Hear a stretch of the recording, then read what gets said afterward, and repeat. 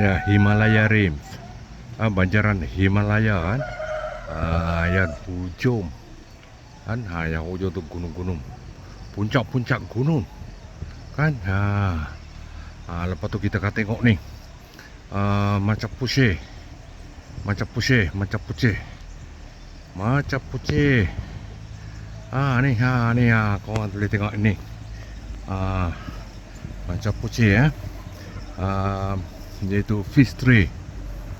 Kan yang memang yang satu ikonik di banjaran Himalaya di Nepal kan. Sebelah Pokhara, daripada Pokhara memang nampak jelas lah kan. Korang tengok puncak ni. Ini macam mana nak daki ni kan. Kan. Korang tengok ini. Puncak macam Putih.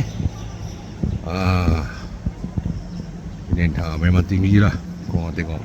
Ini dah view daripada rooftop rumah saya tau. Di Pokhara korang tengok. Korang tengok ni. Di sebelah bawah ni. Korang tengok. Memang menarik lah. Kan. Di bahagian bawah ni pula inilah dan jagung lah. Orang tengah kutik jagung sekarang ni untuk tanam padi pada musim panas dan juga musim hujan ataupun monsoon season. Korang tengok ini view daripada rooftop rumah saya lah ni kan. Di Pokhara, Nepal. Memang cantik lah kan. Ini view memang cantik. Kalau korang nak datang sini boleh Roger saya.